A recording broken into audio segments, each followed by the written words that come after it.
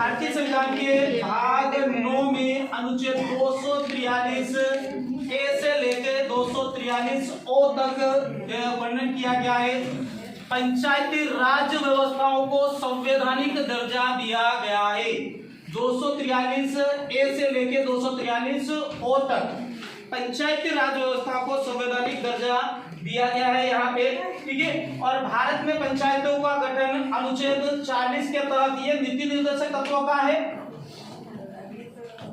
नीति निर्देशक तत्व का जो एक अनुच्छेद है 240, इसके तहत पंचायतों का गठन किया गया था। इसी आर्टिकल के तहत देश के आजाद होते हुए गांधी जी के जयंती के 2 अक्टूबर 1952 को एक कार्यक्रम चलाया गया था। उस कार्यक्रम का नाम दिया गया था सामुदायिक विकास कार्यक्रम। सामुदायिक विकास कार्यक्रम प्रारंभ किया गया था और ये जो कार्यक्रम रहा था ये पूरी तरह से क्या रहा था, फ्लॉप रहा था, असफल रहा था। क्या रहा था? असफल रहा था, फेल हो गया था।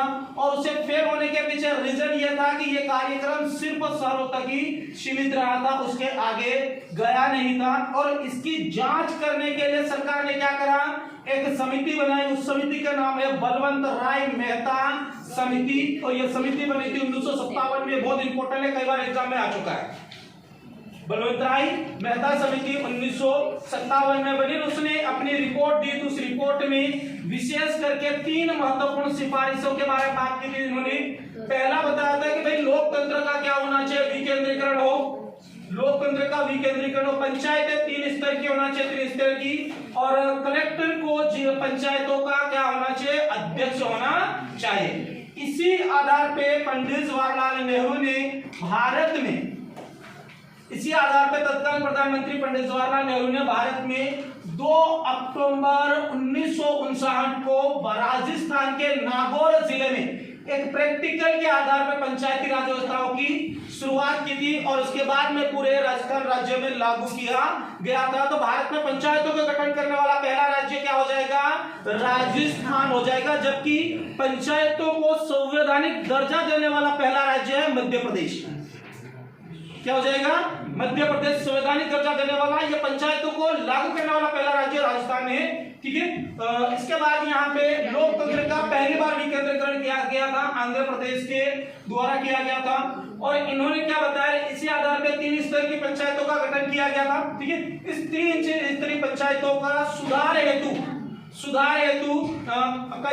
इस पंचायतों को में सुधार और उसमें आने वाली कठिनाइयों को दूर करने के लिए कई समितियां और बनाई गई। उन समितियों में सबसे पहली समिति है अशोक मेहता समिति। यह 1977 में बनी थी, यह भी बहुत इंपॉर्टेंट है। 1978 में इसने क्या करी, रिपोर्ट दी है। 1978 में रिपोर्ट दी तो इसने सबसे अधिक सिफारिशें की थी। इसने सबसे अधिक 132 सिफारिशों की सिफारिश की मांगी थी। 132 सिफारिशें की थी, मतलब सबसे अधिक सिफारिशों की मांग किसके द्वारा की गई थी, अशोक मेहता समिति। इस समिति में 3 महत्वपूर्ण सिफारिशें निकल के आती है। 3 महत्वपूर्ण सिफारिशें निकल के आती है। आपने बताया कि भाई एक काम करो, पंचायत के 3 नहीं 2 स्तर होना चाहिए। पंचायत के 3 नहीं क्या होना चाहिए, 2 स्तर के, मतलब 2 स्तरीय पंचायत, जिला पंचायत और मंडल पंचायत होना चाहिए। यहाँ पे उसने ग्राम पंचायतों का जिक्र नहीं करा है। दूसरा बताया यहाँ पे आरक्षण, यहाँ पे चुनाव दलित आरक्षण के आधार पे होना चाहिए, मतलब यहाँ पे SC ST OBC इन और महिलाओं को आरक्षण देने के बारे में बात की है अशोक मेहता ने। और इसी आधार पे वर्तमान में आर्टिकल 243 डी के तहत रिजर्वेशन दिया गया है ना, तो आरक्षण दिया गया है। दूसरा इन्होंने बोला कि जो चुनाव होना चाहिए वो कैसे होना चाहिए, राजनीतिक पार्टी के आधार पे। पंचायत और नगरीय निकाय का जो चुनाव होता है वो राजनीतिक पार्टी रहित होता है, ना कि राजनीतिक पार्टियों के आधार पे होता है। वहां पे राजनीतिक पार्टी का कोई काम नहीं होता है, ठीक है। उसके बाद और समिति बनी थी यहाँ पे आपका JVKR समिति बनी 1985 में। तो इस समिति ने बताया कि भैया जिला विकास में कलेक्टर की भूमिका कम होना चाहिए, ना कि अधिक होना चाहिए। LM सिंघवी समिति बनी थी 1985-86 में। इसने भारत में सबसे पहले पंचायती राज व्यवस्था को संवैधानिक दर्जा देने की डिमांड करी थी। भारत में पंचायती राज व्यवस्था को संवैधानिक दर्जा देने की मांग एलन सिंघवी समिति ने करी थी। ठीक है, पहली बार बोला था कि आप एक काम कीजिए, इसको संविधान में दर्जा दीजिए, उसे कानूनी अधिकार दीजिए, इस प्रकार की बात करी थी। और उसी आधार पर सरकार ने एक और समिति बनाई थी। इस समय पे हमारे यहाँ पे प्रधानमंत्री थे राजीव गांधी प्रधानमंत्री थे। तो उसके बाद इन्होंने एक और समिति बनाई, पीके थुंगन समिति 1988 में। पीके थुंगन समिति बनाई 1988 में, और इन्होंने भी क्या करा, पंचायतों को संवैधानिक दर्जा देने की मांग की। इसी आधार पे भारत में पंचायतों को क्या दिया गया है, संवैधानिक दर्जा दिया गया है। ठीक है, भारत किस संविधान, ये आपकी पीके थुंगन समिति के आधार पर संवैधानिक दर्जा दिया गया है पंचायती राज व्यवस्था को, जबकि पंचायती राज व्यवस्था को संवैधानिक दर्जा देने की मांग सबसे पहले एलन सिंघवी समिति ने की थी। डिमांड किसी और समिति ने की थी, दर्जा किसी और समिति के तहत दिया गया था। ठीक है, और इसको पंचायती राज व्यवस्था को संवैधानिक दर्जा देने की कोशिश यहाँ पे शायद आपका 71वां संविधान संशोधन अधिनियम 1989 लेके आए थे राजीव गांधी, लेकिन राज्यसभा में फेल हो गया था। उसके बाद उनका देहांत हो गया था। फिर बने थे पीवी नरसिम्हा राव, उनके शासनकाल में डॉक्टर मनमोहन सिंह वित्त मंत्री थे। तो उन्हीं के शासनकाल में यहाँ पे क्या हुआ, 73वां संविधान संशोधन अधिनियम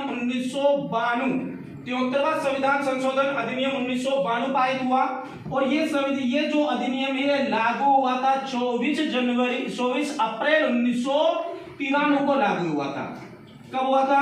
24 अप्रैल 1993 को लागू हुआ था। इसीलिए 24 अप्रैल को राष्ट्रीय पंचायत दिवस मनाया जाता है, और इसी दिन यहाँ पे पंचायतों की एक बैठक होना बहुत अनिवार्य है। इसी दिन यहाँ पे पंचायतों की बैठक होना एक अनिवार्य हो जाएगा। ठीक है, और इसी के तहत पंचायती राज व्यवस्था को संवैधानिक दर्जा दिया गया था। ठीक है, संवैधानिक दर्जा दिया गया था। पंचायती राज व्यवस्था को संवैधानिक दर्जा प्रदान करने वाला पहला राज्य मध्य प्रदेश है। मध्य प्रदेश में 1994 में पंचायती राज व्यवस्था को लागू कर दिया था बाई संविधान के अनुसार पे। और कहां पे जोड़ा गया? भाग 9 में अनुच्छेद 243 ए से लेके ओ तक टोटल 16 आर्टिकल है, और 11वीं अनुसूची में 29 विषय जोड़े गए। तो अनुच्छेद 243 के तहत क्या दी गई है, इनकी परिभाषा 243 ए में बताई गई है ग्राम सभा की संरचना। क्या बताई गई? ग्राम सभा की संरचना। ग्राम सभा की संरचना का निर्धारण किसके द्वारा किया जाएगा? राज्य विधानमंडल के द्वारा ग्राम सभा की संरचना का निर्धारण किया जाता है। और यहाँ पे प्रशासनिक जो व्यक्ति होगा, शासकीय जो व्यक्ति होगा, वो कौन होता है? ग्राम सचिव। इसके अलावा सरपंच, उप सरपंच और पंच और मतदाता भी क्या होंगे? इसके सदस्य रहेंगे, किसके? ग्राम सभा के होते हैं। फिर हम बात करते हैं इसी के आधार पे आपका यहाँ पे क्या हो जाएगा? 26 जनवरी 2001 को ग्राम स्वराज कार्यक्रम मध्य प्रदेश में प्रारंभ किया गया था। ग्राम स्वराज कार्यक्रम प्रारंभ किया गया 26 जनवरी 2001 को। ये हो जाता है एग्जाम। ग्राम स्वराज कार्यक्रम कब प्रारंभ हुआ था? 26 जनवरी 2001 को प्रारंभ किया गया था मध्य प्रदेश में। 243 बी में बताया गया ग्राम पंचायतों का गठन के बारे में बात की गई है। ठीक है, ग्राम पंचायतों के गठन के बारे में मध्य प्रदेश का प्रथम ग्राम न्यायालय है भोपाल का, बेरेसिया 2009 में बना था। पंचायत जो 3 स्तर के होते हैं, ग्राम पंचायत, जनपद पंचायत और जिला पंचायत। 243 सी में बताया गया पंचायतों की संरचना। तो संरचना निर्धारण किसके द्वारा की जाएगी? राज्य विधानमंडल के द्वारा की जाएगी। ये राज्य सरकार का विषय, राज्य सूची का विषय है। इसमें ग्राम पंचायत का सदस्य होने के लिए 21 वर्ष की आयु न्यूनतम चाहिए कम से कम। ठीक है, और प्रत्येक सदस्य क्या होंगे? यहाँ पे निर्वाचित होते हैं। प्रत्येक सदस्य क्या होंगे? निर्वाचित होते हैं। अभी वर्तमान में क्या कर दिया है? सभी सदस्यों को केवल यहाँ पे उप सरपंच को छोड़ के बाकी जो उप